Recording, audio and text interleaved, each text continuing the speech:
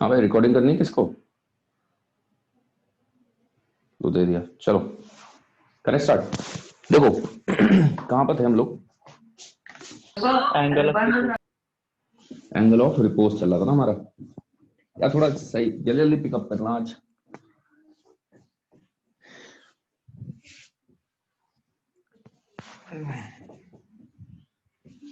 दिल्ली को निकलना है मेरे को भी, तो शायद मैं 7:50 के राउंड तक छोड़ दूंगा आपको।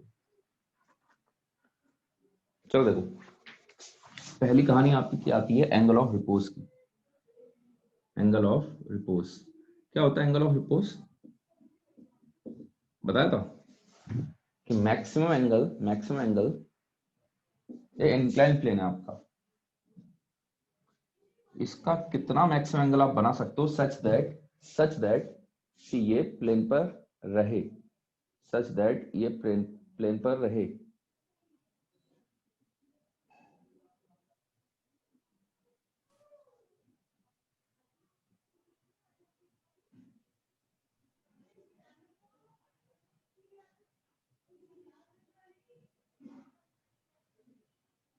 ठीक है ना?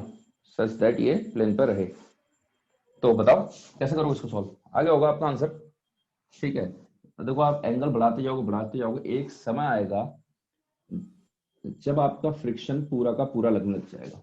जब आपका फ्रिक्शन जितना था उतना का पूरा लगने लग जाएगा कि भाई अब इससे ज्यादा करोगे तो आपका स्लाइड कर ही जाएगा। तो जिस एंगल पर आपका एफ एस मैक्स बन जाए, अच्छा एम जी को ब्रेक करोगे, नॉर्मल यहाँ आया, एम जी का क्या आता है इधर को? एम जी का साइन थीटा, एम जी का कॉस थीटा यहाँ आ जाता है। ठीक है ना? तो अब एफ एस कितना होता है? एफ एस अगर हम छोटे एंगलों की बात करें तो एफ स्टैटिक इसको बैलेंस कर रहा होगा। लिमिटिंग केस में क्या हो जाएगा? लिमिटिंग केस में for equilibrium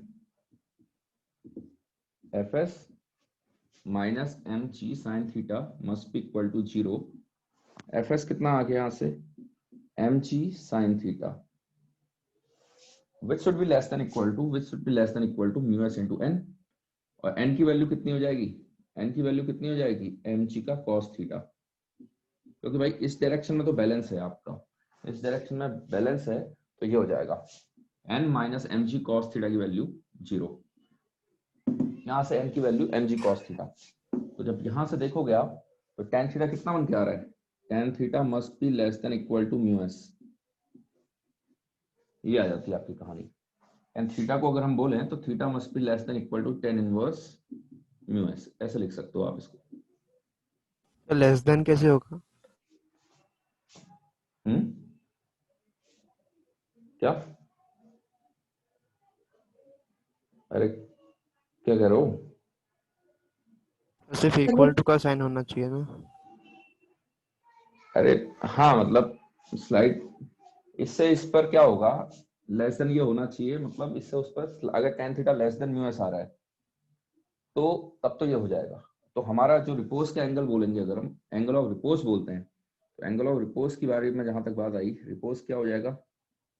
repose angle ten inverse mu S. ये तो हम जनरल एंगल को कंपेयर अगर करेंगे तो इतना होना चाहिए, थीटा की value ten inverse mu S से कम होनी चाहिए अगर आपको इक्विलिब्रियम रखना है। तो हम एंगल ऑफ रिपोज की बात करेंगे, इसको हमने बोल दिया है angle of repose ten inverse mu S को। ठीक है? तो कभी भी आपका एंगल इतने से कम हुआ टेन इनवर्स म्यू एस से तो इक्विलिब्रियम रहेगा, और अगर theta tan inverse mu S से ज्यादा हुआ तो इक्विलिब्रियम नहीं रहेगा, स्लाइड कर जाएगा। एग्जांपल के लिए बता देता हूं मैं आपको। अगर मान लो थीटा दे रखा है आपको 30 डिग्री, थीटा आपको दे रखा है तो 45 मान लो, और म्यू की वैल्यू दे रखी है मान लो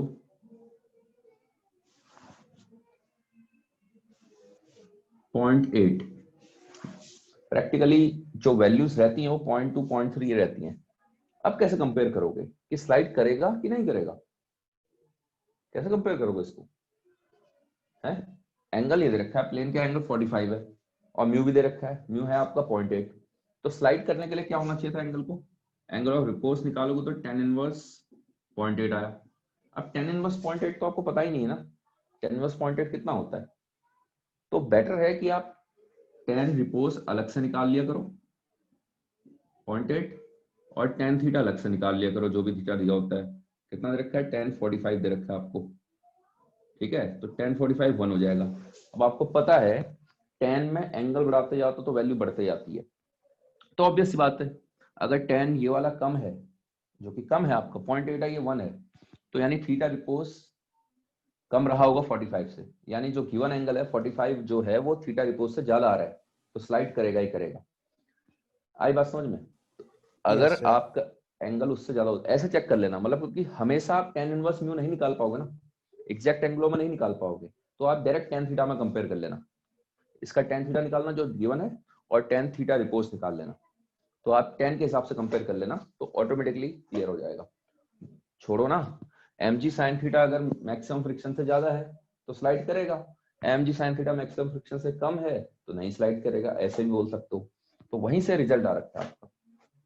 क्लियर है वही बातें? Yes sir. ठीक है, लिखो यार फटाफट लिखो।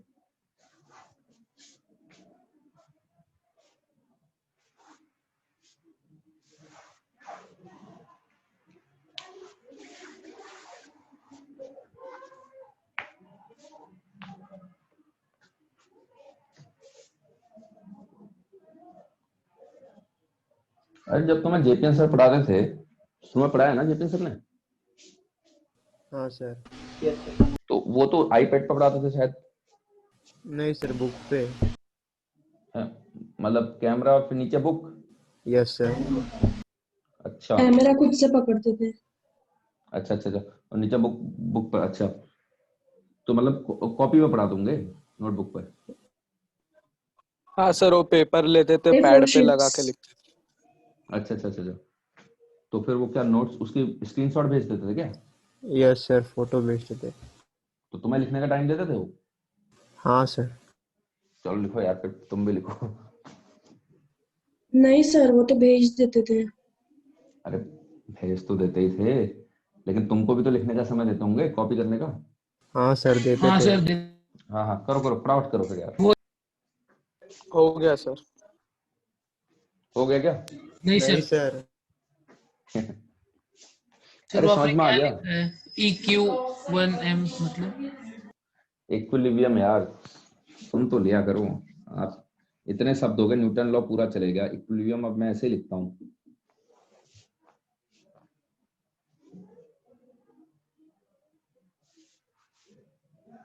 सर वो FS मतलब? स्टैटिक फ्रिक्शन, एफएस मतलब स्टैटिक फ्रिक्शन।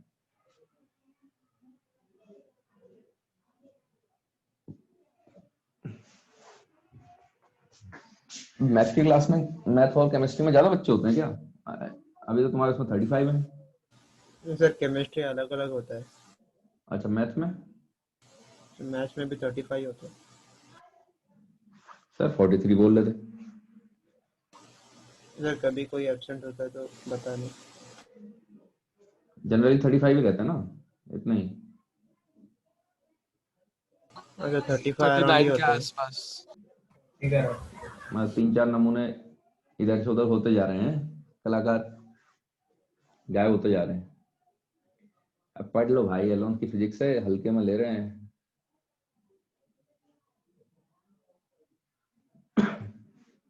कंपेयर कैसे किया यार? 10 में कंपेयर कर लो ना।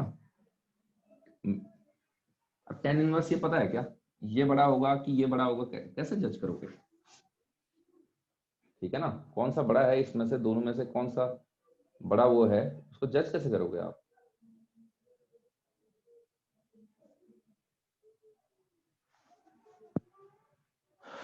है ना? तो बेटर रहता है 10 थीटा में कंपेयर कर लो, 10 में ही कंपेयर कर लो। अरे ठीक है, कभी कभी तो पता चल जाता है, कभी कभी नहीं पता चला तो 10 में कंपेयर कर लो ना, ज्यादा आसान पड़ेगा आपको। ओके।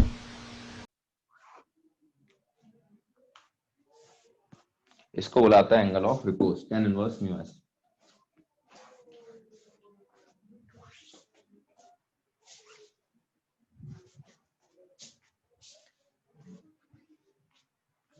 चलो मिटाओ इसको, खींचो भाई, स्क्रीनशॉट खींच लो अब जिसने नहीं किया है। हो गया सर। 1 2 3 4 5 चलो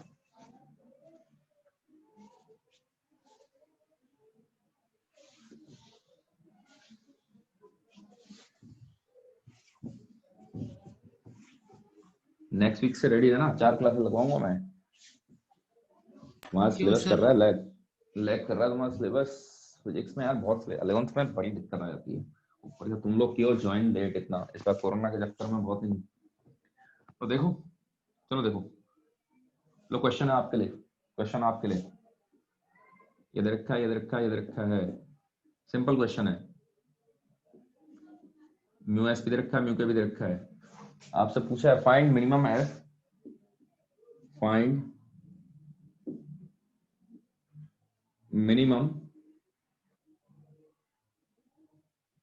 minimum horizontal force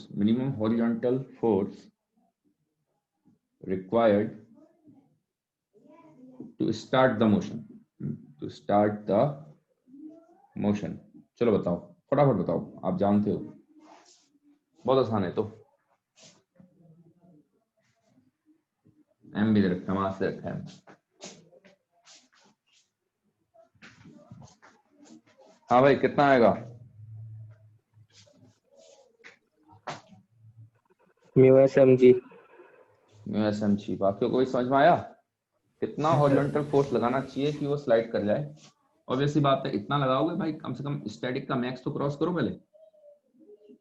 F S max, F की वैल्यू एफ एस मैक्स से ज्यादा होनी चाहिए अगर स्लाइडिंग करवानी है तो। ठीक है, हम तो इक्वालिटी का खेलेंगे, इक्वालिटी पर नहीं चलेगा।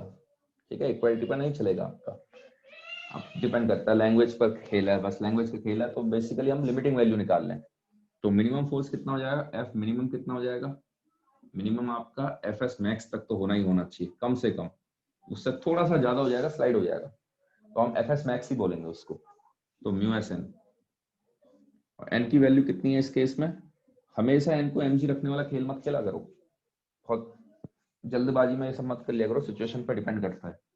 ठीक है, प्रॉब्लम बहुत आसान है, अब जरा ध्यान देना। ठीक है ना, सिंपल प्रॉब्लम है।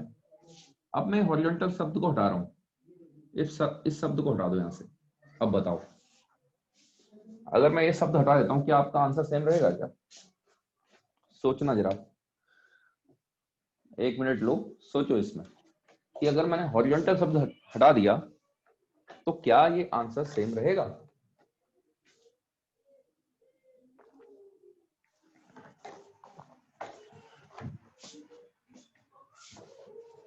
नहीं। और नहीं रहेगा तो क्या करोगे? नहीं रहेगा तो क्या करोगे? ऊपर को उठा दोगे? अरे ठीक है, ऊपर को स्टार्ट नहीं करना भाई, स्लाइड करवाना है, करवाना स्लाइड ही है इसको। अब बताओ, एंगल को को लेंगे। कंपोनेंट्स में तोड़ेंगे। देखो एफ को कोई जनरल एंगल पे ले लो, एफ को ना कोई जनरल एंगल पे ले लो। अगर वो एंगल मान लो यहां से, ऐसे लेता हूं, एंगल मान लो यहां से लिया मैंने, हॉरिजॉन्टल से मेजर कर रखा है थीटा। तो अगर वो हम कंडीशन निकालेंगे भाई कितना लग रहा है फोर्स, वो थीटा का फंक्शन बन के आएगा, तो हम उसको मिनिमाइज कर लेंगे। अगर थीटा 0 आ रहा होगा तो ठीक है, यही आंसर होगा, और अगर थीटा 0 नहीं आ रहा होगा तो उसके हिसाब से आंसर आएगा। ठीक है, तो आप तो जनरल थीटा पर ले लो। अगर मिनिमम 0 पर वहां से डिफरेंशिएट करके देखोगे, अगर थीटा 0 आता है तब तो सही है, यही हो जाएगा। आप तो जनरल एंगल पर ले लो ना थीटा पर, अपने आप डिफरेंशिएट करके वो अपने आप सब एडजस्ट करेगा। तो क्या करना होता है, और ये अच्छा क्वेश्चन है यहाँ वाला, याद रखना।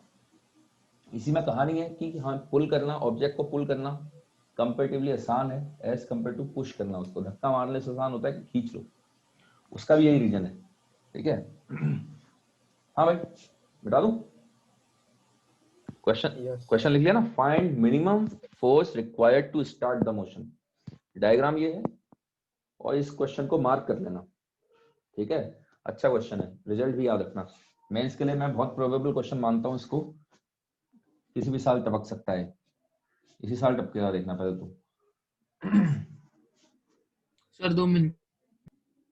अरे स्क्रीनशॉट खींचो ना, इसमें क्या ही बदलना है, बस एक हॉरिजॉन्टल हटा दो, ये लो।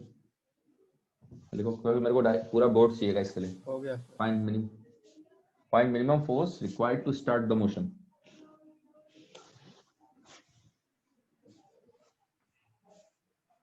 जैसे ही बोर्ड भरता है स्क्रीनशॉट खींच लिया करो यार, कम से कम सेफ्टी पे तो रहोगे एक साइड से। तो देखो क्या है, आपने क्या किया, आपने दिमाग लगाया मैं एफ ऊपर को ले लेता हूँ, कोई थीटा एंगल पे ले लेता हूँ, कोई थीटा एंगल पे ले लेता हूँ। इससे फायदा क्या होगा मेरे को, इससे फायदा क्या होगा, एफ टूटेगा, एफ कॉस थीटा में टूटेगा। चलो ठीक है, मेरा खींचने वाला फोर्स कम हो गया है। पहले पूरा का पूरा एफ काम करता है, एफ का कॉस थीटा काम कर रहा है, कंपोनेंट काम कर रहा है। तो यानी यार स्लाइड मैं तो अपना लॉस करवा रहा हूँ, लेकिन मैं एक फायदा भी तो करवा रहा हूँ अपना, मैं अपना एक फायदा भी तो करवा रहा हूँ। क्या फायदा करवा रहा हूँ मैं? हाँ भाई, क्या फायदा करवा रहा हूँ? सर मतलब आप क्या बोले नहीं समझा। तो ऊपर उठ जाएगा शायद।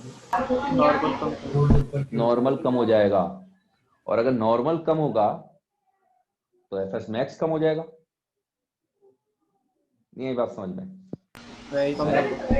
एफ को कोई जनरल एंगल थीटा पर लगाया, ठीक है, मैं अपना लॉस करवा रहा हूँ भाई, मेरा आगे को भगाने वाला फोर्स कम हो गया, एफ कॉस थीटा तो एफ से कम ही आएगा। Yes sir. कंपोनेंट से चलवाना चाह रहा हूं मैं, तो यार मैं तो अपना लॉस करवा रहा था। लेकिन ये भी तो देखो, रोकने वाली कंडीशन भी तो सेम नहीं रही। पहले म्यू एस इंटू एन, और एन आता था mg, इस बार एन mg से कम आएगा। हाँ सर। समझे बात को? क्यों सर? अरे आए समझ में? नहीं। सर मतलब वो उठेगा नहीं ना? उठा नहीं रहे हम, उठा नहीं रहे। ओके सर, समझा। ठीक है ना, तो हम उठा नहीं रहे। हाँ, हम बस खाली उसको क्या कर रहे हैं, उसका नॉर्मल कम करवा रहे हैं। हाँ सर, समझा। ठीक है, तो यहां पर क्या हो जाएगा आपका, n plus F sine theta minus M G is equal to 0। अब उठाना नहीं है, हम स्लाइड करवाने की बात कर रहे थे। वैसे स्टार्ट द मोशन से बढ़िया था वहां पर जो शब्द लिखना चाहिए था, so that block begins to slide. ठीक है ना, minimum force required to slide the block, ये लिखना चाहिए था कायदे से, क्योंकि मोशन स्टार्ट करने में तो हो सकता है पूरा का फोर्स ऊपर को लगा लो, हो सकता है वो ज्यादा कम आ रहा हो। चलो देखते हैं, अभी ये हो गया आपका। तो एक कंडीशन तो ये आई आपकी, और दूसरी कंडीशन क्या है, ये पहली इक्वेशन है। दूसरी कंडीशन क्या है, एफ कॉस थीटा की वैल्यू ज्यादा हो जानी चाहिए, ज्यादा हो जानी चाहिए किससे, एफ एस मैक्स से। अब एफ एस मैक्स की कहानी क्या हो गई, एफ एस मैक्स यानी एफ कॉस थीटा, ये सेकंड इक्वेशन है, F cos theta should be greater than equal to, लगाई लो, इक्वालिटी पर खेल लेंगे बाद में, म्यू एस इंटू नॉर्मल, यानी this should be greater than mu S into normal. पहले वाले से नॉर्मल निकालो, इस बार नॉर्मल mg नहीं रहा, mg में से कम हो गया है। तो ये भी तो देखो, एफ साइन थीटा, अगर मैंने अपना आगे वाला फोर्स कम कर रखा है भगाने वाला, तो मैंने रोकने वाला भी तो कम कर दिया। तो एक केस बनता यस है ना, sir. F cos theta should be greater then. अब निकाल लो, एफ के लिए सॉल्व कर लो इसको, इधर उधर लेके आओ जरा, देखो कितना हो रहा है, F is equal to mu M G, equality लगा दें। अब इक्वालिटी पे लेके चल लेते हैं, और क्या, यही मिनिमम होगा, mu S M G upon cos theta plus mu S sine theta. दिक्कत क्या है, दिक्कत क्या है यहाँ पर, अभी भी दिक्कत बस एक चीज की है। अरे यार हल्ला तो नहीं आ रहा है? क्या सर? मेरे अलावा और भी आवाजें आ रही है क्या? थोड़ी थोड़ा सी। सा। तो बच्चे अच्छे आ रखे हैं जरा रिलेटिव के, बहुत ज्यादा तो नहीं आ रही? नहीं सर। चलो ठीक है, ये आ गया। लेकिन ये आपका आंसर नहीं है। क्यों नहीं है आंसर? क्योंकि भाई थीटा तो आपने माना है, तो बताओ ना थीटा कौन सा आएगा। तो देखो, अब मेरे को इसको क्या करना पड़ेगा, इसको मिनिमाइज करना है हमें। ठीक है ना, अभी तो एफ थीटा का फंक्शन बन के आया है, तो इसको मिनिमाइज करना है, मिनिमाइज। अगर होता, अगर अब इसमें देखो, अगर ये टेन थीटा होता, ठीक है, अगर ये होता टेन थीटा, तब तो सिंपल बातें थी, थीटा बढ़ाते जाओगे तो ये भी बढ़ता जा रहा है, ये भी बढ़ता जा रहा है, बढ़ा के आप थीटा बढ़ाते जाओ, नीचे की चीज बढ़ते जाएगी, ऊपर तो ओवरऑल वैल्यू छोटी होती कम जाएगी। होगा। अब यहाँ पर तो दिक्कत है ना, अगर मैं थीटा बढ़ाता हूँ तो ये बढ़ेगा, लेकिन ये कम होगा, तो हमें डिफरेंशिएशन तो आना ही पड़ेगा। अच्छा दूसरी बात, इसमें मैं अलग से ये ले सकता हूँ, नीचे वाले को अलग से देख सकता हूँ। नीचे वाले को अलग से टुकड़े को लेकर डिफरेंशिएट कर सकता हूँ। भाई मेरे को ये मिनिमम करना है तो नीचे वाले को अलग से मैक्सिमाइज कर सकता हूँ मैं, ठीक है। अगर पूरे को डिफरेंशिएट करूंगा तो डिवीजन रूल लगेगा, थोड़ा लंबा बैठता है डिवीजन रूल, कंपैरेटिवली लंबा बैठता है। हाँ अगर ऊपर भी cos थीटा sin थीटा आ जाता फिर तो मैं फंस गया था, फिर तो मेरे को डिवीजन रूल लगाना ही पड़ता, ठीक है ना। अगर ऊपर भी थीटा का कुछ वैल्यू फंक्शन आता, cos थीटा sin थीटा कुछ भी आता, तो अब तो मजबूरी है भाई, डिवीजन रूल के बिना नहीं चल सकते। लेकिन अभी क्या कर सकते हो आप, थोड़ा सा दिमाग लगाओगे तो नीचे वाले को अलग से थीटा बना लो, एक नीचे वाले को अलग से फंक्शन बना लो, उसको मैक्सिमाइज कर लो। समझ में आया क्या कह रहा हूँ? मैक्सिमाइज कर दो मतलब? अरे भाई थीटा पूरा का पूरा नीचे है ना, ऊपर तो सारी चीजें कांस्टेंट है। हाँ सर। तो मैं नीचे वाले को पकड़ के उसको मैक्सिमा के लिए सॉल्व कर लेता हूँ। जब नीचे वाला मैक्सिमा होगा ऊपर वाला अपने आप ही मिनिमा होगा ना। हाँ सर। छोड़ो यार तुम लोग, तुम सीधे करो, लगाओ डिवीजन समझा सर। अरे लगाओ यार अब तुम division rule. Mu S M G वैसे का वैसा रहेगा, इसको 1/, समझ लो 1/, समझ लो। डिवीजन रूल याद है किसी को? ये एक्चुअल में क्या है अभी, म्यू एस एम जी को बाहर ले लो, ये तो वही है 1/, ये पूरा का पूरा है नीचे cos theta plus mu yes sin sir, theta. याद है। क्या होता है भाई सबसे पहले, तो सबसे cos पहले थीटा प्लस सबसे पहले कौन डिफरेंशिएट होता है भाई, ऊपर 1, वन का वन। डिफरेंशिएशन ऊपर वाला। 0, 0 इंटू समथिंग माइनस ऊपर वाला वैसे का वैसा, नीचे वाला डिफरेंशिएट करोगे minus sine theta upon mu s cos theta, इसका डिफरेंशिएशन लग गया। अरे आई यस बात यस समझ सर। सर। में? फिर नीचे वाले का plus mu S sine theta का स्क्वायर, इसको किसके लिए सॉल्व करोगे, 0 के लिए, इसको सॉल्व करोगे 0 के लिए। नीचे वाले का तो कोई रोल ही नहीं है, इनफाइनाइट तो नहीं लेके आओगे ना इसको, ठीक है ना। इनफाइनाइट कैसे हो जाएगा, हो ही नहीं सकता, कुछ कर लो, नीचे वाली चीज इनफाइनाइट हो ही नहीं सकती ना। तो ऑब्वियस बात है ऊपर वाले को 0 करना पड़ेगा आपको। ऊपर वाले को 0 करोगे तो क्या निकल के आ रहा है, देखो यहाँ से आएगा mu s cos theta minus का sine theta equal to 0, tan theta is equal to mu s बन के आ गया। भी आपने देखा भी था रिजल्ट। एंगल ऑफ रिपोज का भी आंसर यही आता है, कौन से एंगल पर खींचना है ये भी आता है, यही आता है। तो ये क्वेश्चन आप याद भी रख सकते हो दिमाग में कि भाई अगर क्वेश्चन पूछा है मिनिमम किस एंगल पर खींचना है तो tan इनवर्स म्यू एस। तो क्वेश्चन मार्क भी रखना और दिमाग पर रिजल्ट भी याद रखना इस क्वेश्चन का, डायरेक्ट आप कर सकते हो वहां पर, क्योंकि स्टैंडर्ड क्वेश्चन है आपका। ये आया। अब एफ मिनिमम होगा कितना, एंगल तो हमने निकाल लिया, tan theta is equal to mu S. यहाँ पर क्या दिक्कत आ रही है, हमें cos थीटा sin थीटा चाहिएगा, आंसर में tan थीटा का पता है। तो tan थीटा अगर हम लगाते हैं यहाँ से थीटा परपेंडिकुलर अपॉन बेस, तो अंडर रूट ऑफ 1 का स्क्वायर प्लस म्यू एस का स्क्वायर आ जाएगा। इसको पुट कर लो, mu S M G upon cos theta हो जाएगा base upon hypotenuse under root of 1 plus mu S का square plus mu s, already एक म्यू एस है, साइन थीटा हो जाएगा mu s upon under root of 1 plus mu S का square. ये आ गया आपका निकल के। आगे रखो, देखो जरा इसको, mu S M G under root of 1 plus mu S का स्क्वायर ऊपर आ जाएगा, नीचे बना 1 प्लस म्यू एस का स्क्वायर। क्या मैं इसको एक रूट काट सकता हूँ क्या, जरा ध्यान देना, क्या मैं एक रूट काट सकता हूँ, हाँ 1 प्लस, सर। ठीक है ना। तो आपका आंसर कितना आ जाएगा, म्यू एस एम जी अगर एक रूट काट दोगे तो नीचे रूट आ जाएगा 1 प्लस म्यू एस का स्क्वायर, ठीक है ना, एफ मिनिमम। ठीक है, देखो अब मेंस में क्या हो सकता है, मेंस में एक सिंपल क्वेश्चन आ सकता है किस एंगल पर लगाना चाहिए, तो आप सीधा ये वाला तो आप याद रख सकते हो। आप ये याद शायद ना रख पाओ, लेकिन ये चीज तो आप दिमाग पर रख ही सकते हो ना, थोड़ा सा तेज हो जाएगा। उसके बाद क्या तो बचा है, ये कंडीशन आपको लगानी आती है, ये लगाना पड़ेगा, बस बॉडी एफडी को रिजॉल्व करो, यहाँ तक पहुंच जाओगे, यहाँ तक पहुंच जाओगे, बस डिफरेंशिएशन से बच जाओगे आप, ठीक है। स्टैंडर्ड क्वेश्चन है। अच्छा ऑब्वियस बात है मिनिमम का होगा। अगर आप यही फोर्स नीचे को लगाते तो आप बेवकूफी वाला काम कर रहे थे कि नहीं कर रहे थे। अगर मैं ऊपर को ना लगाते हुए मैं इसको अगर ऐसे लगाता फोर्स, समझ रहे हो, ऊपर ब्लॉक को ऐसे धक्का मारना चाह रहा हूं मैं, ऐसे करके आगे खिसका रहा हूँ, बेटर है उसको ऐसे खिसका के लेके जाऊं। अगर ऐसे धक्का मारूंगा तो मेरा फोर्स कुछ एंगल पे आएगा ऐसे करके, और एंगल पे आएगा कम, पहली बात तो मैं भगाने वाली चीज कम कर रहा हूँ, और दूसरी बात उसका कंपोनेंट नीचे को आता, और कंपोनेंट नीचे को आता तो नॉर्मल बढ़ के आता, अगर मैं नीचे को धक्का मारता, नीचे को क्यों मारूंगा वैसे, हाँ लेकिन सर आप जब समझा। ऐसे मारोगे तो वो फोर्स आपका थोड़ा एंगल पर जाएगा नीचे को, ठीक है। जब भी आप धक्का मारते हो, आप प्योरली हॉरिजॉन्टल धक्का मारना लगभग लगभग हर केस में पॉसिबल नहीं होता है, ठीक है। ये हॉरिजॉन्टल से भी देखो, अगर थीटा 0 आ रहा होता तो यहाँ पर डिफरेंशिएशन करके tan theta is equal to 0 बन जाता। हम बोलते हैं थीटा की वैल्यू 0, ठीक है, हॉरिजॉन्टल पर मिनिमम फोर्स आ रहा है, लेकिन कुछ और आ रखा है आंसर, ठीक है। तो यानी आपको जब भी पुल कर किसी ब्लॉक को हिलाना है, बेटर रहेगा पुल करो उसको, ठीक है। हॉरिजॉन्टल भी मत खींचो, हॉरिजॉन्टल से भी बढ़िया है कुछ एंगल पे खींचो। उस एंगल में भी एक ऐसा पॉइंट आता है जहां पर आपको सबसे कम फोर्स लगाना पड़ेगा हिलाने के लिए। हाँ भाई, क्लियर है चीजें?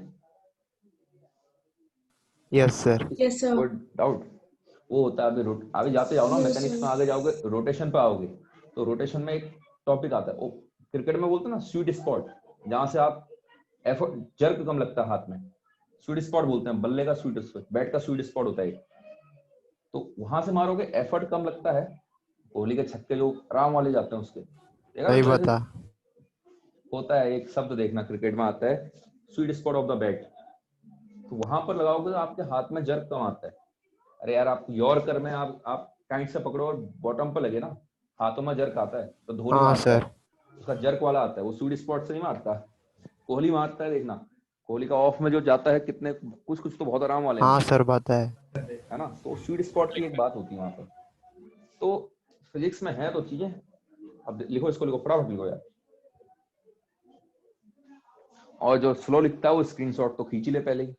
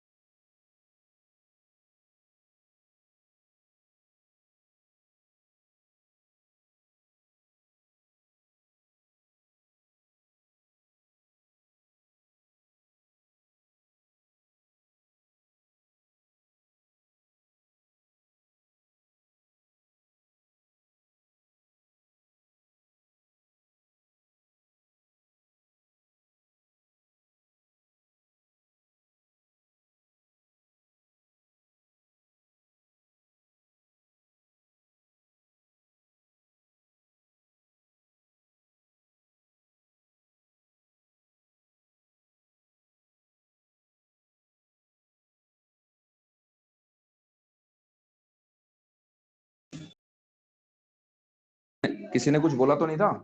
डाउट तो नहीं था किसी को?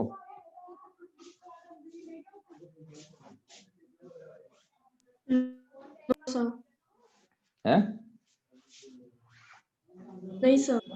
ठीक है, ठीक है, लिखो लिखो, हो जाएगा तो बता देना, बोल देना।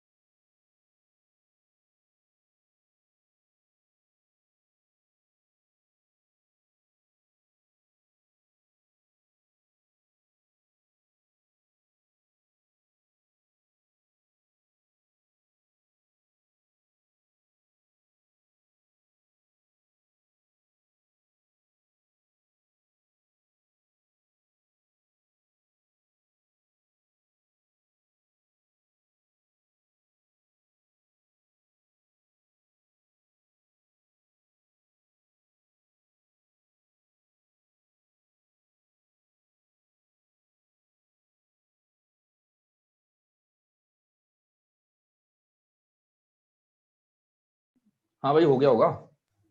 सर वो आपने ब्लैंक स्पेस क्यों छोड़ा है वहाँ पे? कहाँ पर? अरे यार इनटू, ये नीचे वाला कॉपी कर लेना ना, नीचे वाला ही तो आता है, ये वाला टर्म यहाँ आता है।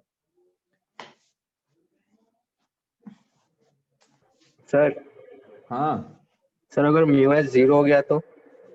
या तो स्मूथ है ना, फिर तो जीरो आएगा ना आंसर। देखो यूएस जीरो करो, अरे है ही नहीं तो 0.000000000001 लगा दो, काम बन गया। आई बात समझ में? अब कितने जीरो के बाद वन लगाओगे पॉइंट के बाद, तो बेटर जीरो ही बोलोगे ना उसमें। तो म्यू का जीरो होने का मतलब समझ रहे हो ना कि फ्रिक्शन तो गायब ही हो गया।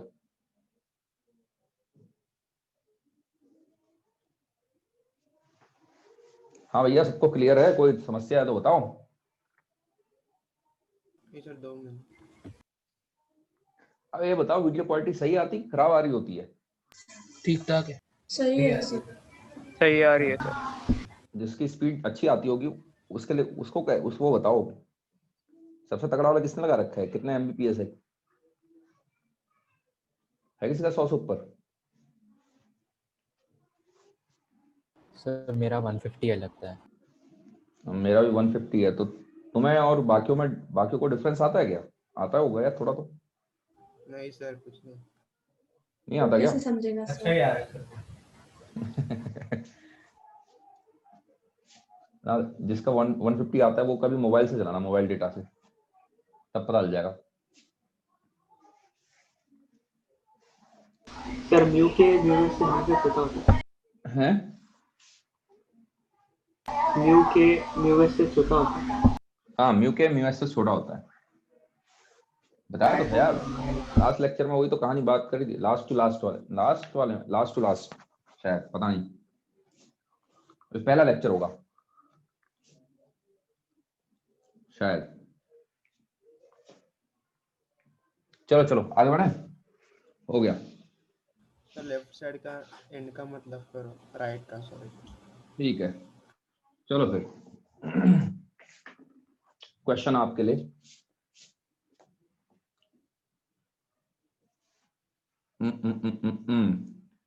ऐसी प्रॉब्लम आपने कर रखी है, लेकिन इस बार आपने तब न्यूटन लॉ में करी थी, इस बार फ्रिक्शन आ रहा है। और ये 10 किलो का बना लेते हैं, ये भी 10 किलो का बना लेते हैं।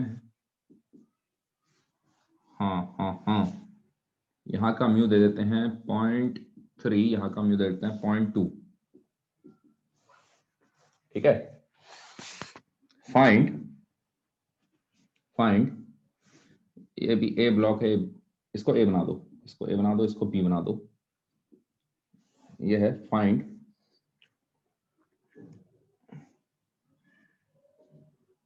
Friction on A and B, comma tension in rope and acceleration of blocks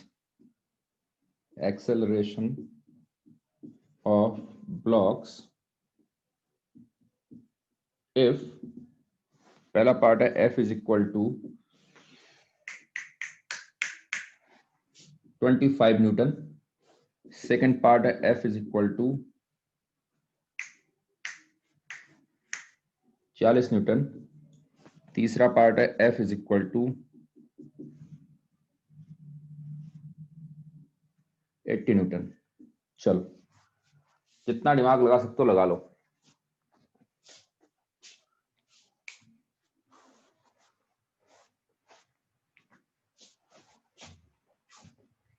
आपका 2 मिनट है। और म्यू एस, अगर खाली म्यू दिया होता है आपको पता होना चाहिए कि म्यू एस और म्यू के सेम दे रखा है वहां पर।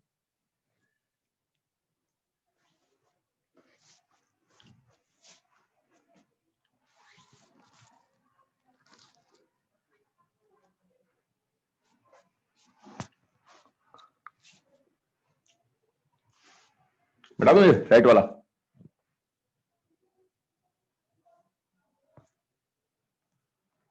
हो गया होगा राइट वाला तो।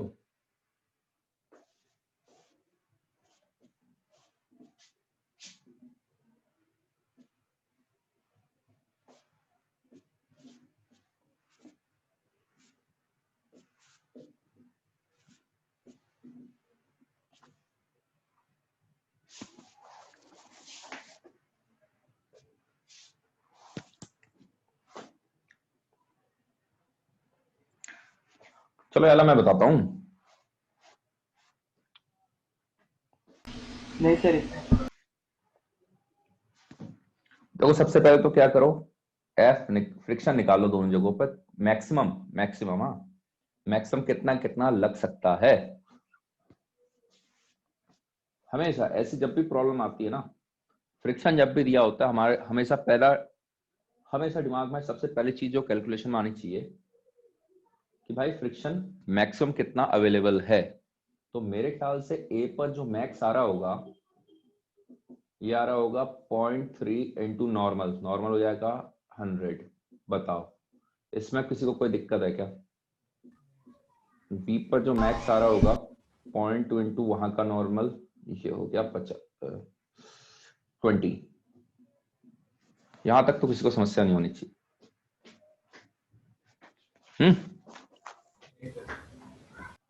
ठीक है,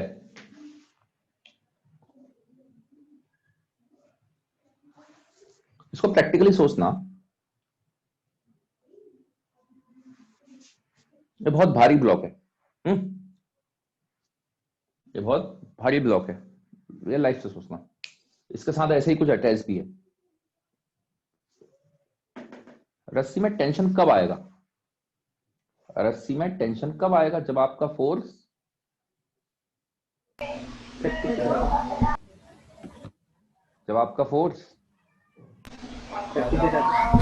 30 से तो ज्यादा होना चाहिए। अबे जब तुम इसी को नहीं हल्का सा डिस्प्लेस नहीं कर पा रहे हो, डिस्प्लेस मतलब इसका फ्रिक्शन को ओवरकम करना, हिलेगा नहीं, हिलेगा नहीं, फ्रिक्शन ओवरकम होना। हिलेगा कब? हिलेगा कब? चलना तो, अगर चलेगा तो साथ चलेगा, इतना समझ में आता है क्या?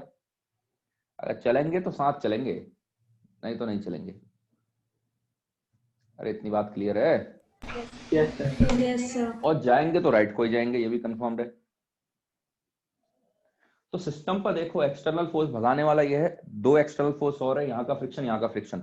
या दोनों जितना रोक सकते थे रोकेंगे। कितना रोक सकते हैं? ज्यादा सादा कितना रोक सकते हैं? कितना रोक सकते हैं? 30। 50। कंबाइंड सिस्टम 50 रोक सकता है। अगर ये 50 से कम है तो सिस्टम नहीं हिलेगा। सिस्टम के हिसाब से देखो, सबसे पहले क्या देखा आपने इसमें?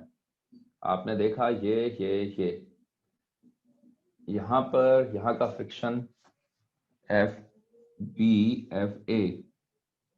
तो पहली चीज तो देखो, नोट करने वाली चीज है, एफ की वैल्यू अगर बड़ी है, F A max plus F B max है, इसका मतलब है एक्सेलरेट करेगा, एक्सेलरेशन आएगा, चलेंगी गाड़ियां। क्योंकि चलना तो साथ में ही है ना, ऐसा थोड़ा है भाई। अगर एफ 30 से बड़ा हो गया लेकिन 50 से छोटा रहा, जरा समझना बात को, 30 से बड़ा हो गया 50 से छोटा रहा ओवरऑल, तब थोड़ा ना डब्बे हिल जाएंगे दोनों। आई बात समझ में? तब क्या होगा? हाँ पहले तो ये देखो, ये वाले प्रॉब्लम सॉल्व कर लोगे अगर ऐसे सिनेरियो आता है, जो कि हमारा कौन सा केस है? थर्ड वाला। तो मैं थर्ड वाला सबसे पहले कर रहा हूं। थर्ड वाले केस में क्या हो जाएगा? थर्ड वाला केस इसी पर आधारित है। ये 80 लगा, जो कि ज्यादा है इन दोनों से, यानी ये जितना रोक सकता था रोका, इसने जितना रोक सकता था रोका, लेकिन नहीं रोक पाए। पूरे सिस्टम पर देखो, 80 minus 20 minus 30 is equal to 10 plus 10 into a. बताओ इसमें कोई दिक्कत है क्या? ए की वैल्यू कितनी आ जाएगी? 50 30 30, 1.5 मीटर पर सेकेंड स्क्वायर। इसकी वैल्यू इतनी निकल के आ गई है। सबसे पहले तीसरा वाला केस कर लिया मैंने। भाई चलेगा कब? तो मूवमेंट तो तभी होगा जब ऐसा होगा सिनेरियो। हाँ, इसके बाद टेंशन निकाल पाओगे इसमें? फिर जो फर्स्ट टू केसेस है वो नहीं लेंगे?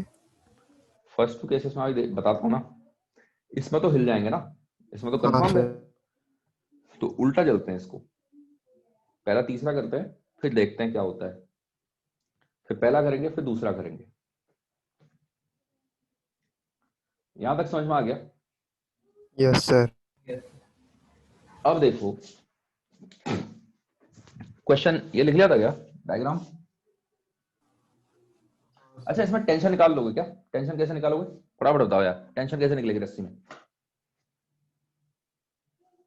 अरे भाई टेंशन कैसे निकलेगी? 80 minus E equals to 10A plus 50. क्या? नेट फोर्स 15 न्यूटन हो जाएगा।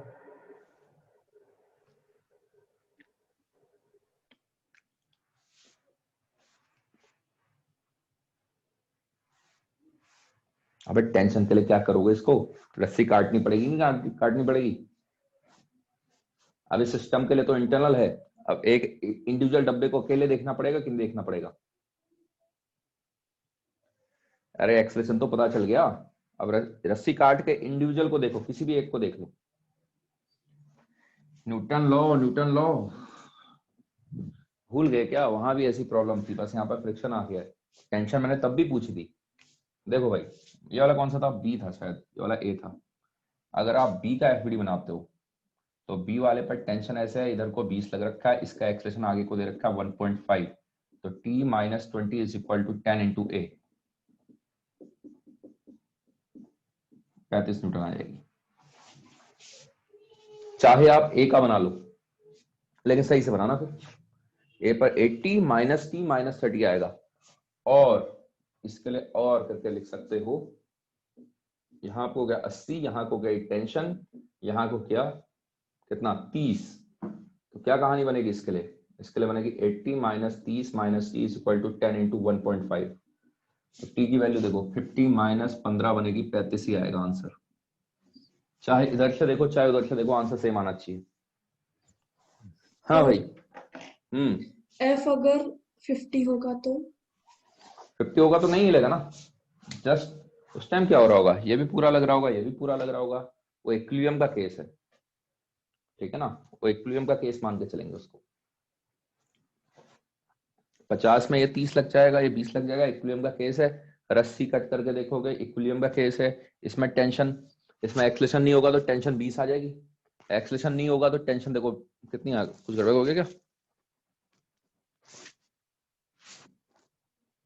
हाँ सही है ना, 80 तोड़ना होगा फिर 50 होगा ना, यहां से भी टेंशन 20 आ जाएगी। आई बात समझ में? करेंगे ये दो केसेस अपने आप समझा देंगे आपको, ये लिख लो तो बताना।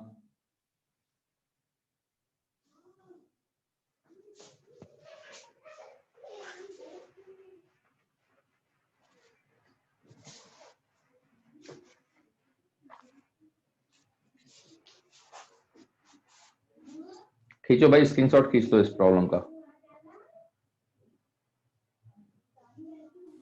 Done sir. हाँ भाई बाकी थोड़ा स्क्रीनशॉट खींच लो। हाँ, तीनों पार्ट एक साथ लिख लेना, कॉपी में एक साथ लिख लेना ना, तो समझ लो कॉन्सेप्ट को। तो पहले एक काम करो, स्क्रीनशॉट खींच लो। चलो भाई 5 सेकंड, 1 2 3 4 5, उम्मीद करता हूँ खींच लिया होगा स्क्रीनशॉट, ठीक है। अब हम दूसरे वाले को देखते हैं।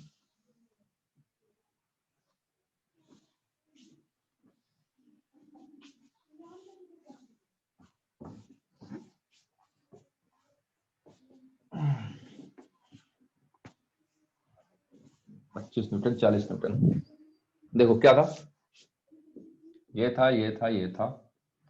अगले केस में मैंने 25 लगाया है, यहां पर मैक्स कितना लग सकता है 30, यहां पर मैक्स कितना लग सकता है 20। अभी ये वाला, बस ये वाला डायग्राम दिमाग पर रखो, दोनों 10-10 किलो के हैं, दोनों 10-10 केजी के हैं। अब आपको हम पहला वाला केस सॉल्व करते हैं, जब f की वैल्यू थी 25 जो कि है लेस देन 30। अरे भाई इस रस्सी में खिंचाव या फिर फोर्स तो तब आएगा, पहले इसको तो हिला के दिखाओ हल्का सा, जब इसका फ्रिक्शन ओवरकम होगा तभी तो वहां टाइटनेस जाएगी। क्या ये बात समझ में? Yes sir. कम से कम पहले इसका फ्रिक्शन ओवरकम होगा तब वो यहाँ टेंशन ट्रांसफर होगी, बाकी बची कुची। तो अगर f की वैल्यू देखो, f की 25 से ज्यादा है, यानी f की वैल्यू, पहली बात तो f की वैल्यू यहाँ पर हाँ लेस देन 30 है, तो इसमें क्या होगा, इसका मतलब ये हो गया है टेंशन तो आपकी 0 आनी आनी है भाई। इसका फ्रिक्शन ओवरकम ही नहीं हो रहा है पहली बात, तो अभी पीछे की कोई कहानी है ही नहीं। अब ये तो पहले का ये फोर्स तो पूरा का पूरा यही झेल जाएगा, तो इस केस में क्या कहानी बनेगी आपकी, ये लगा 25, ये लगा 25, ये टेंशन की जरूरत ही नहीं है, यही फ्रिक्शन झेल ले रहा है, ठीक है। टेंशन आएगी 0। इसके ये क्या है, केस ऑफ इक्विलिब्रियम रहेगा इसमें, ठीक है। तो ये इतना आ गया। अगर यहाँ टेंशन 0 आ गई है, ए वाला है, तो बी पर टेंशन 0 है, ये तो सही बात है। और इसको अगर इसके आगे जाने की टेंडेंसी नहीं है, तो यहाँ का जो फ्रिक्शन आएगा, जो बी का फ्रिक्शन था वो 0 आएगा। तो ये हो जाएगी आपका सिनेरियो। हाँ भाई समझ में आई बातें? नहीं सर फिर से बताइए ना। अरे ये जो फोर्स लग रहा है खींचने वाला, अगर ये इसी का फ्रिक्शन नहीं कर पाएगा तो यहाँ टेंशन क्यों आएगी? हाँ सर वो समझा। आप ऐसे समझो, ऐसे करके गाड़ियां है ना, ठीक है, इस पर और भी गाड़ियां हैं, लो ट्रेन। हाँ, इसके आगे आपने लगा रखा है, ये गाड़ी है, ये 3 में सब में फ्रिक्शन है। ये जो भगाने वाला ड्राइविंग इंजन है, वो जब इसको ही फ्रिक्शन को ओवरकम नहीं कर पा रहा है, तो यहाँ खिंचाव क्यों आएगा? हाँ पहले सर। पहले इसको हिलाने की तो हिम्मत रखो, तब जाके तो इधर की साइड कुछ ट्रांसफर होगा। हाँ अगर इसका पावर इतना है, पावर इन द सेंस क्या बोलना चाह रहा हूं मैं, फोर्स की बातें कर रहे हैं हम यहाँ पर, इसका फोर्स इतना है कि वो इसका भी फ्रिक्शन काउंट कर रहा है, इसका भी काउंटर कर रहा है, इसका भी क्यूमुलेटिव मिला के, तब तो गड्डी चल जाएगी। लेकिन अगर इसका फ्रिक्शन ओवरकम नहीं कर रहा है, इसका फ्रिक्शन ओवरकम नहीं कर रहा है, तो भाई पहले तो यही नहीं हिलने वाला है, ठीक है। अब मान लो इसका फ्रिक्शन ओवरकम कर गया, लेकिन दोनों का मिला के नहीं कर रहा है, तो यहाँ टेंशन आएगी, हिलेगा अभी भी नहीं, हिलेगा अभी भी नहीं।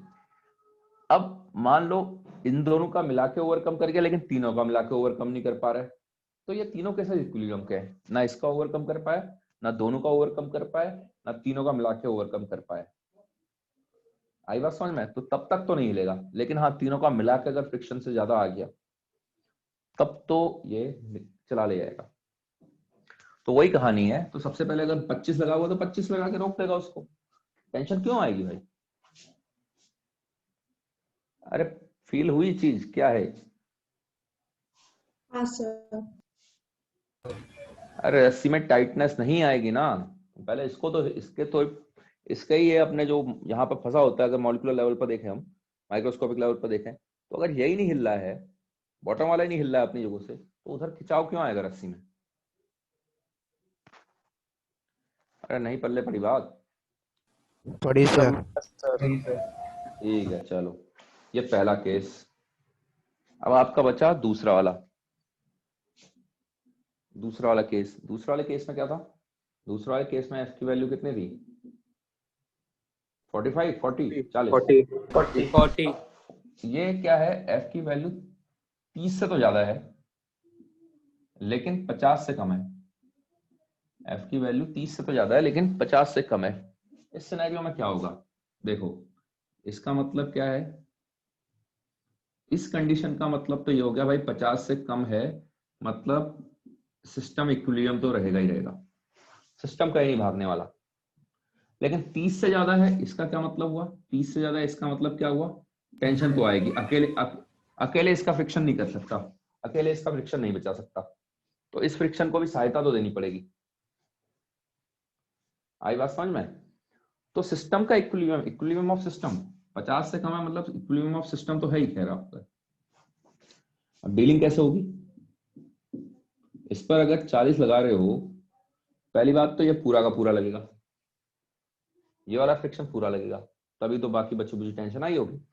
पहले इसका फ्रिक्शन ओवरकम होता है पूरा का पूरा, एफ ए, ये तो 30 लग जाएगा, ये पूरा लग जाएगा मैक्सिमम जितना लगना था। बाकी कौन बचाएगा? बाकी कौन बचाएगा इसको? बाकी का टेंशन सिनेरियो ये होगा, इसका टेंशन जो आएगा वो 10, ठीक है।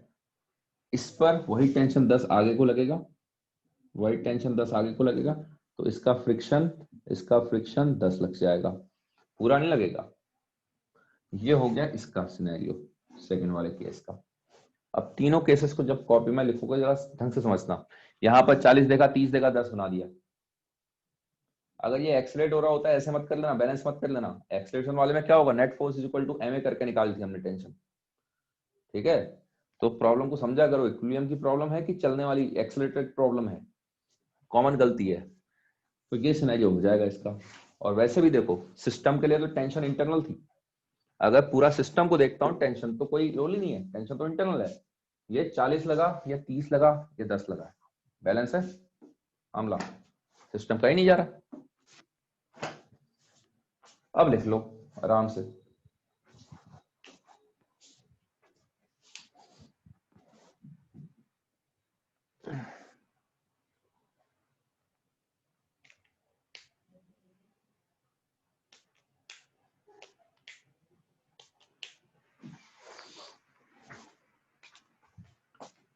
आराम से लिखते हुए देख तो लूं, तुम्हारी नॉलेज भी टेस्ट करनी बहुत जरूरी है।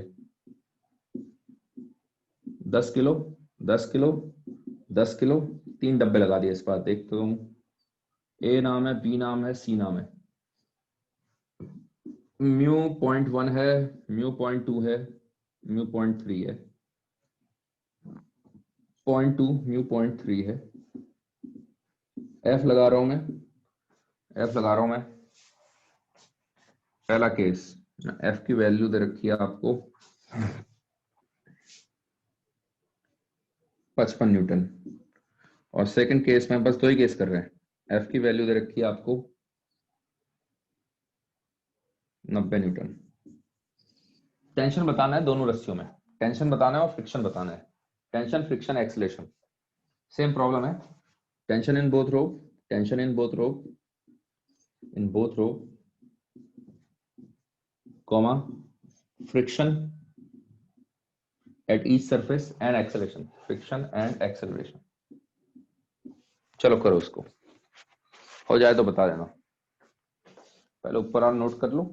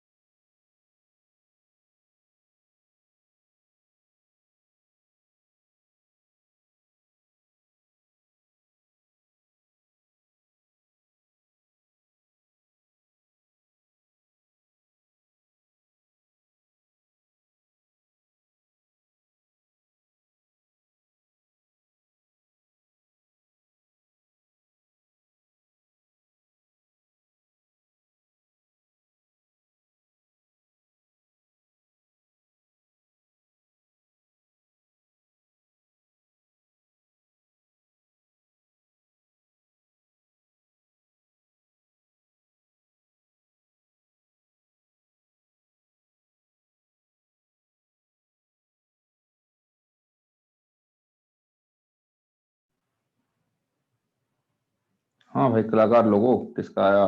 चल पहले वाले में एक्सलेशन 0 T1 यार T1 T2 मेरे को सपने आएंगे क्या? T1 T2 कौन सा है? तो पहली बात है गलत है।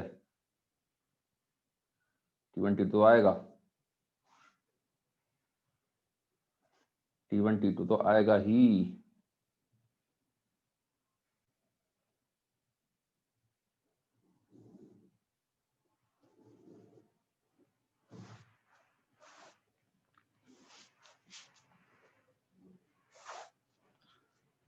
अरे तिवारी जी,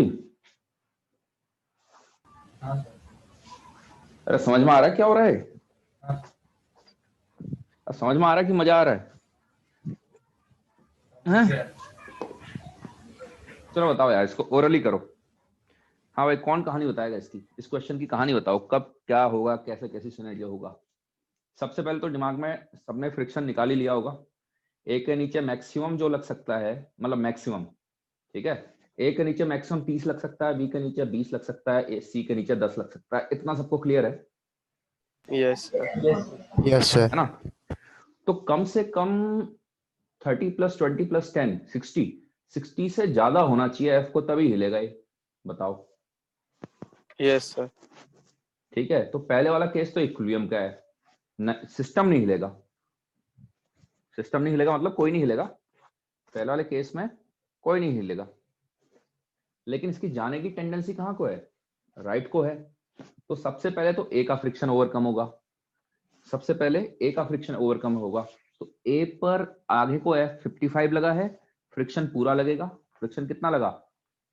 फ्रिक्शन कितना लगा? 30। 30 लगा तो बाकी कौन बचाएगा? अगर आगे को 55 है, पीछे को 30 है, तो बाकी कौन बचाएगा उसको?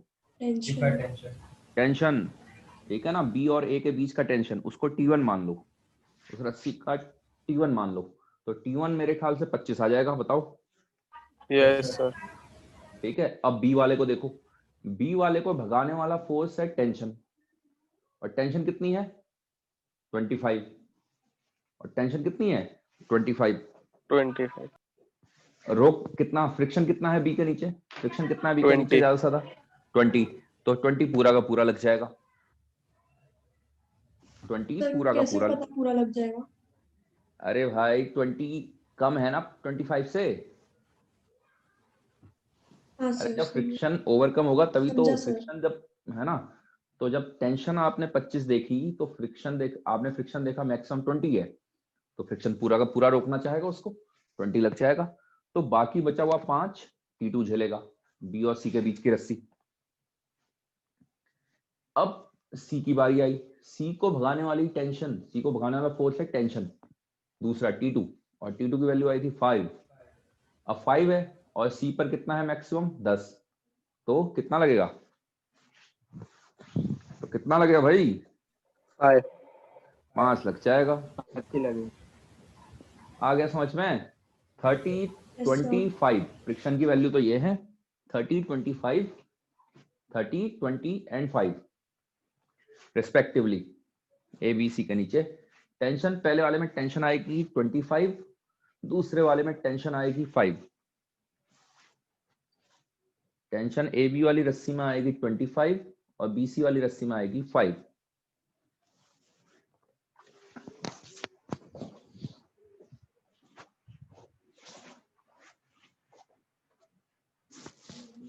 हाँ भाई, कोई समस्या, कोई दिक्कत?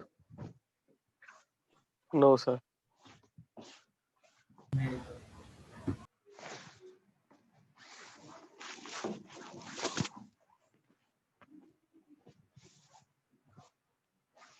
करो फिर दूसरा वाला करो। हो दूसरा गया वाला करो सर। फिर। हो गया? Yes sir. चलो बढ़िया है, हो गया है तो।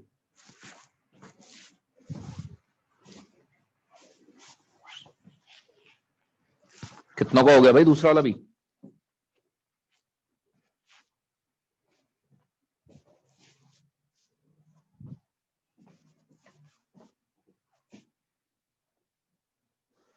चलो देखो, बता रहा हूं मैं।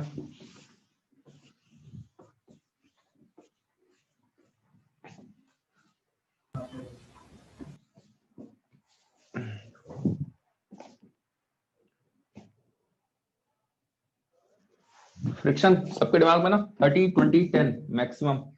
पहले केस में, पहला केस है 55 जो है वो छोटा पड़ गया, किससे छोटा पड़ गया? 10 प्लस एकता में जो शक्ति होती है 30 प्लस 20 प्लस 10, इससे कम पड़ गया है, तो नहीं हिल पाएगा।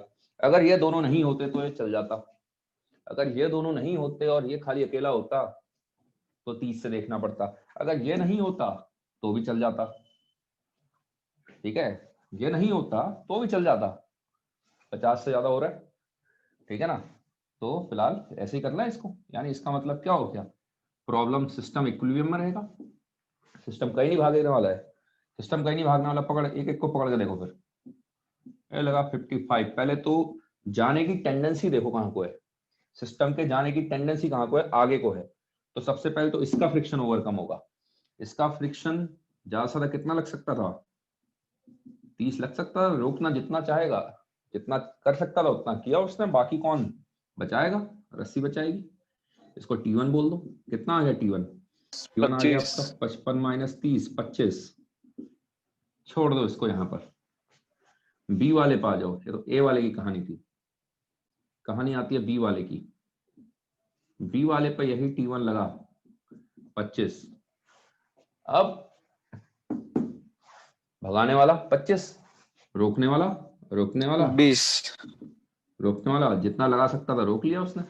अगर होता ये 15, अगर होता ये 15 तो ये 15 लगता, फिर 20 नहीं लगता। आई बात समझ में? तो ये 15 लगता और यहाँ का टेंशन 0 हो जाता, लेकिन है ये 25, तो ये जितना रोक सकता था रोकेगा, बाकी तो इसको ही झेलना पड़ेगा 5 का। इक्विलिब्रियम पर है ना सिस्टम, वो तो सबसे पहले यही चेक करना होता है, सिस्टम इक्विलिब्रियम, कहानी इक्विलिब्रियम की है कि भागने वाली कहानी है। सी पा जाओ भाई, सी पा जाओ। T2 की वैल्यू, T2 5 लगा है, ये कितना लग सकता था, ज्यादा से ज्यादा 30 10, लेकिन 10 थोड़ा ना लगेगा, लगेगा कितना, इक्विलिब्रियम है तो 5 लग जाएगा। अरे किसी को कोई समस्या, कोई दिक्कत इसमें? No sir. No sir. अगले वाले में, No, सेकंड वाले, हाँ बताओ, क्लियर है ना? अगले वाले में यार 90, अब तो चलना पड़ेगा भाई, मजबूरी आ गई है। कितने से चलना पड़ेगा मैं, 90 माइनस 30 प्लस 20 प्लस 10, अब तो भागना पड़ेगा ही। नेट फोर्स कहाँ को भाग रहा है, 90 लग गया है, जितना रोक सकते थे रोक लिया हो गया इसका काम धाम, जितना रोक सकते थे रोक लिया। इसने ताकत लगाई 30 की, इसने ताकत लगाई 20 की, इसने ताकत लगाई 10 की, कहानी खत्म। Net force is equal to MA, 10 plus 10 plus 10 into a की वैल्यू कितनी निकल के आ गई है, 90 माइनस कितना हो गया, 50 60 1 मीटर पर सेकंड। अब इंडिविजुअल का FPD पकड़ के बनाओ, और क्या, एक एक को पकड़ के पकड़ो। और अब देखो, एक का मैं बना देता हूँ, किसका बताओ, बी का मत बोलना बस, सी का बनवा लो, ए का बनवा लो, बी का क्यों नहीं बोला, क्योंकि बी के लिए अभी दोनों अननोन बन जाएंगी, दोनों टेंशन, ठीक है, दिक्कत आ जाएगी। तो या तो सी का बनवा लो या ए का बनवा लो, क्योंकि ए के अननोन रहेगा टेंशन। तो अगर मैं सी का देखता हूँ, चलो सी का बना देता हूं मैं। सी पर क्या होगा, आगे को लगेगी T2, फ्रिक्शन पूरा ओवरकम हो चुका है, हमें पता चल गया है, फ्रिक्शन तो सबसे पहले पता चला इसमें, क्योंकि भाई 90 जो है वो 60 से ज्यादा है, तो यानी चल तो रहा ही है, चल रहा है मतलब ये सिनेरियो है। अच्छा, मान लो अगर म्यूके और म्यूएस अलग दिया होता, तो ये कहानी नापी जाती पहले म्यूएस से, और हमें पता चल गया चलने वाला है, तो फिर सारी कहानी म्यूके के हिसाब से चलती है, ये भी म्यूके के हिसाब से, ये भी म्यूके के हिसाब से, ये भी म्यूके के हिसाब से, लेकिन जनरली वो अलग अलग नहीं देता है। लेकिन कॉन्सेप्ट क्लियर रखना, इक्विलिब्रियम पर है कि चल रहा है, ये चेक करोगे म्यूएस स्टैटिक के हिसाब से, स्टैटिक का मैक्स को अगर ओवरकम हो रहा है तो, ठीक है, जैसे सब चेक किया आपने। लेकिन हाँ, एक बार पता चल गया चल रहा है गाड़ी 60 से ज्यादा है, अब म्यूके के हिसाब से कहानियां चलेंगी। ऑल्दो आपको पता है म्यूके की वैल्यू कम होती तो नेट, इस बार नेट 60 नहीं आएगा, कम आएगा, ठीक है, तो बस उसके हिसाब से बना के चला देना उसको। तो यहाँ पर कहानियां फिर म्यूके की होती, सारी कहानियां FK FK FK, kinetic friction आता है एक्टिंग पर। हाँ, यहाँ पर कितना लगना था, 30 लग गया। बाकी बच्चा कौन सा देख रहे हैं हम, सी को देख रहे हैं 10, और ये जा रहा है आगे को ए की वैल्यू 1 से, तो T2 minus 10 is equal to MA 10 into 1, तो T2 की वैल्यू 20 आ गई। बताओ किसी को कोई दिक्कत है क्या, समझ में आने नो बात है? सर। ठीक है, तो ये सेकंड पार्ट यहाँ से चालू हो रहा है आपका, ये है और ऊपर गया। ए पर करोगे 90 minus 30 minus T1 is equal to MA, कितना हो जाएगा, 30 50 50 आ जाएगा, and T1 is equal to 50। Solve कर लेना भाई। हो कोई समस्या, कोई दिक्कत? बढ़े आगे फिर।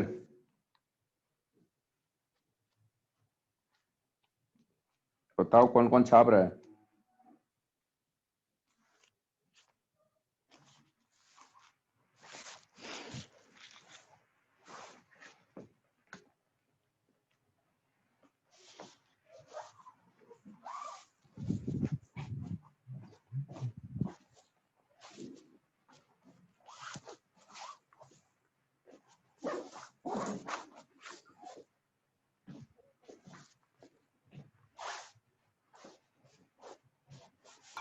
Hello sir. बोलो। सर अगर ए को रोकने का टेंशन काम कर रहा है तो बी और सी का कोई रोल नहीं है। क्या अगर टेंशन अगर ए को रोक रहा है मोशन होने से तो बी और सी का कोई रोल नहीं है ना यार, शुरू में आपने कैसे देखा, पूरी कहानी तो आपने जजमेंट तो वहीं से ले रखा है ना यार। ये फोर्स जो है, भगाने वाला जो फोर्स था, सबसे पहले तो यही तो चेक कर रहे हो आप। हाँ हाँ, वैसे बोल रहे हो, हाँ बी और सी का एज सच कोई रोल नहीं है, लेकिन ये भी तो देखो, बी और सी का रोल आ चुका है ना, आप ए निकालने में तो आ ही गया रोल। नहीं सर, वही बोल रहा हूँ कि अगर, क्योंकि ए के मोशन को बी और सी भी रोक रहे हैं ना, लेकिन हम तो टेंशन हाँ पूरा रोक को दे दे रहे हैं। हाँ, बट टेंशन के थ्रू ही तो फोर्स ट्रांसफर हो रहा है। बी और सी का कंट्रीब्यूशन ए पर टेंशन के थ्रू तो आ रहा है। आई बात समझ में? ए पर बी और सी का कंट्रीब्यूशन रस्सी के थ्रू तो आ रहा है।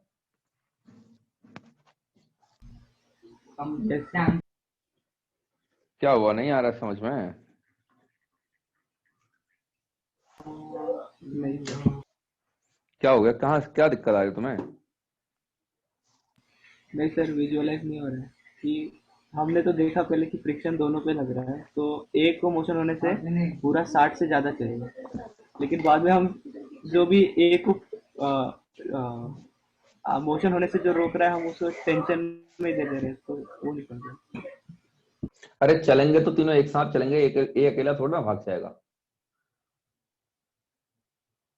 आ तो गया, आप बी और सी का रोल आ तो गया, कहां से किया आपने नहीं चल रहा है करके, यहीं से तो देखा। 90 को आप जब 60 से कर रहे हो तो इन दोनों का रोल ले रहे हो कि नहीं ले रहे हो इसमें,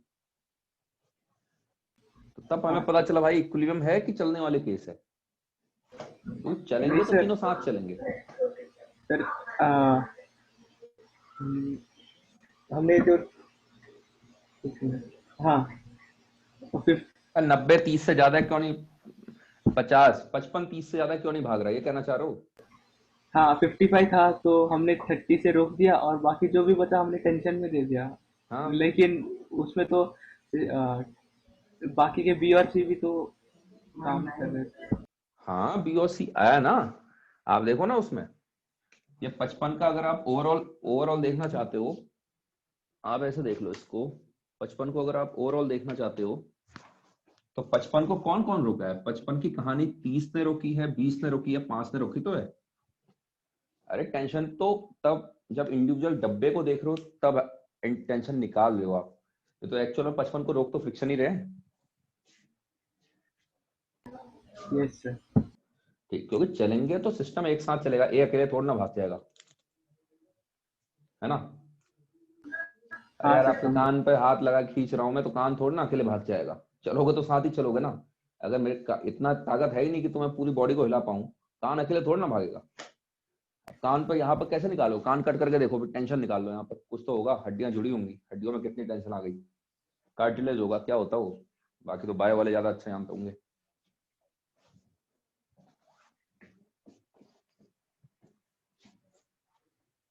अब मिथुन दा की मूवी होगी तो अलग हो जाएगी। मिथुन चक्रवर्ती की मूवी होती थी पहले एक, देखिए उसका आते कुछ कुछ आते हैं वीडियो, साइकिल के आगे डिफेंस कर रहा है, गोलियों से बच रहा है साइकिल से। अरे बाइक से बचता है इंसान, साइकिल से बच रहा है। चलो भाई, हो गया होगा मेरे ख्याल से, बढ़े आगे। हाँ सर। Yes sir. चलो 5 मिनट का कॉन्सेप्ट 5 मिनट में ही निपटाना, इससे ज्यादा मत लेना। एक बता रहा हूँ आपको एंगल ऑफ फ्रिक्शन के बारे में, और ये लास्ट है आज का। मेरी बस है, अभी जाना है दिल्ली, तो लेट हो रहा है मेरे को।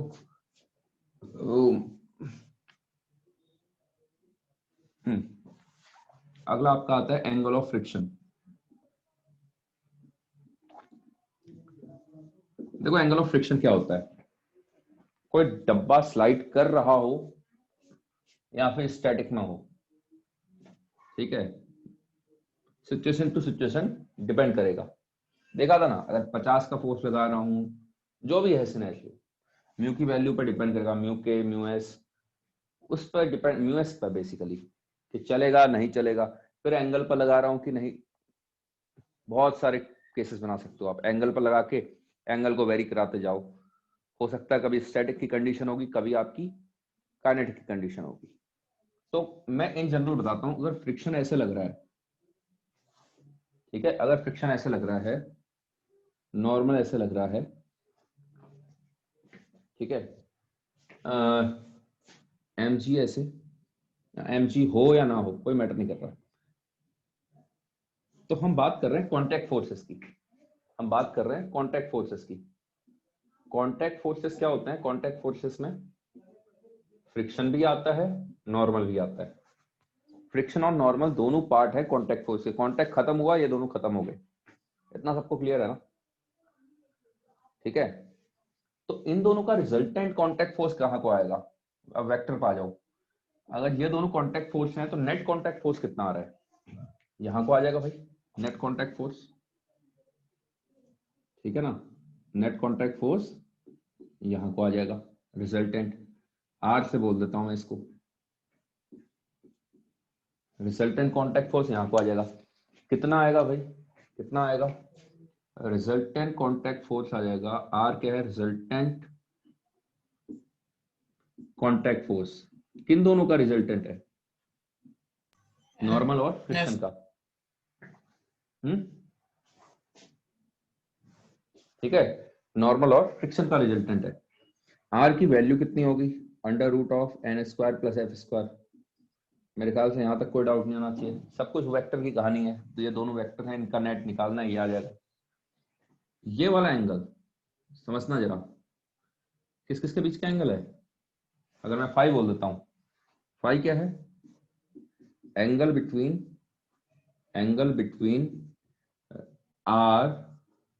आर एंड नॉर्मल, इसी को बोलते हैं हम एंगल ऑफ फ्रिक्शन।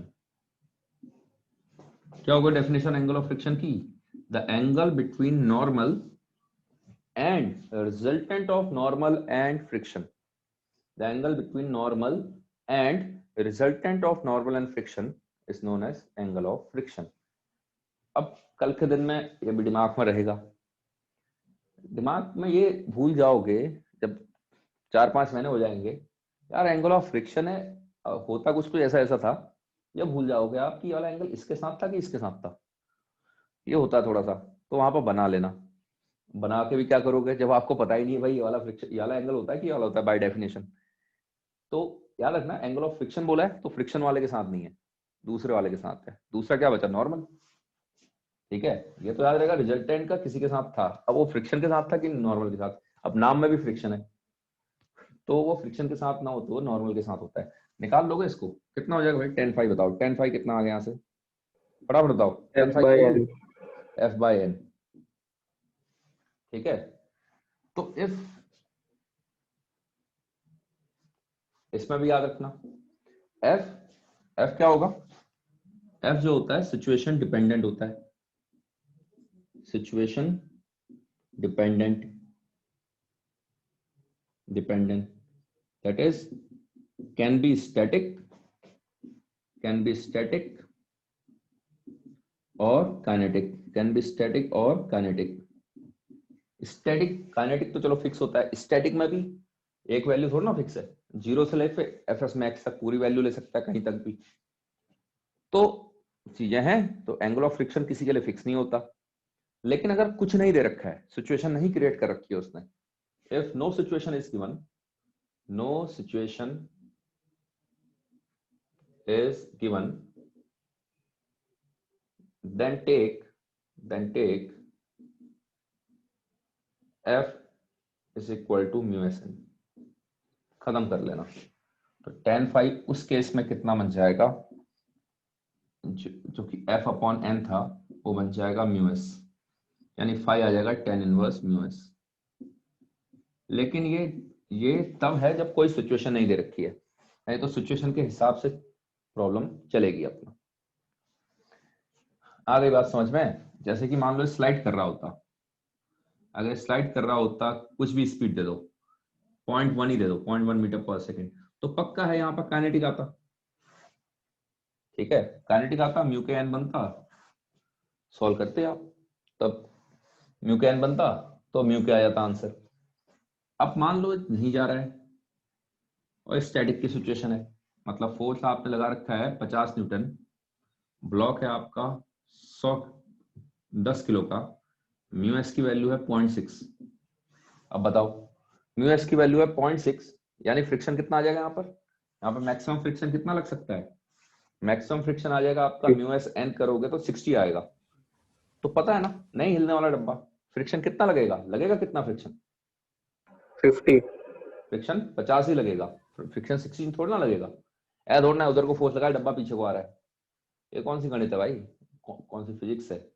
ठीक है, तो ये आपका 50 न्यूटन ये लगा, म्यू एस एन करा आपने, 60 लग सकता था ज्यादा, हाँ ठीक है, पता चल गया डब्बा नहीं हिलने वाला है, तो 50 है तो 50 लग जाएगा। तो उस केस में 50 upon N, 50 upon N, N कितना आया 100, तो उस केस में म्यू के बराबर ये ऐसा आंसर नहीं आएगा, तब आपको सॉल्व करना पड़ता है ना। एफ निकाला, यहाँ पर पुट करो, एफ की वैल्यू 50, एन की वैल्यू 100 आ गई, खत्म। तो ये होता है अलग अलग सिचुएशन पर कैसे कैसे आपको लगाना पड़ेगा। अरे क्लियर है बातें?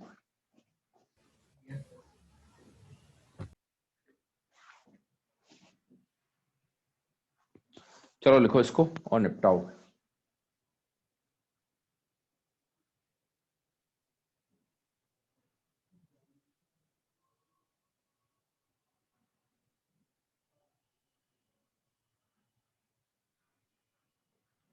एक काम करो यार, इसका स्क्रीनशॉट खींच लो, कोई डाउट नहीं है तो, मेरे को चलना है जरा। Done sir. ठीक है, अब एक काम करना, कुछ ऐसा, हाँ 2 ब्लॉक प्रॉब्लम बची हुई है फ्रिक्शन में, एक डब्बे के ऊपर एक डब्बे वाली, वो मत करना, बाकी सारी चीजें अटेम्प्ट करना। कोई नया फॉर्मूला नहीं है, 2 ब्लॉक में भी कोई नया फॉर्मूला नहीं है, लेकिन आप नहीं कर पाओगे अभी। बस यही है, एनालाइज करना, जैसे हमने अभी तक किया, वो 3 डब्बे ऐसे लगाए थे, पहले 2 डब्बे लगाए थे, अब क्या होगा, एक डब्बे के ऊपर एक डब्बा वाला है, तो उसको भी सोचना पड़ेगा। फॉर्मूला कोई नया नहीं है आपके लिए, फॉर्मूले बस अभी तक क्या चल रखे हैं, म्यू एस एन म्यू के एन, खत्म बात। Kinetic, static, angle of friction एक कॉन्सेप्ट है और एंगल ऑफ रिपोज एक कॉन्सेप्ट है, बस इतना ही कॉन्सेप्ट। हाँ लिखो, स्क्रीनशॉट खींचो फटाफट।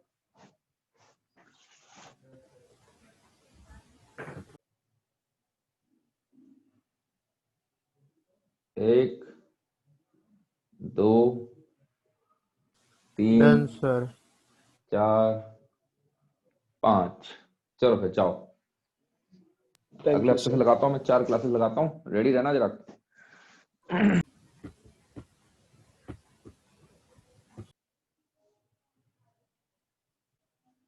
सर 4 क्लास क्यों? अरे सिलेबस कंप्लीट नहीं होगा यार, फिजिक्स में बहुत ज्यादा सिलेबस होता है 11th क्लास में, 12th क्लास का तो कम होता है, 11th में सिलेबस बहुत होता है फिजिक्स में। देखता हूँ नेक्स्ट वीक, नहीं तो उसके अगले हफ्ते से लगाना पड़ेगा, लगाने तो पड़ेगी यार।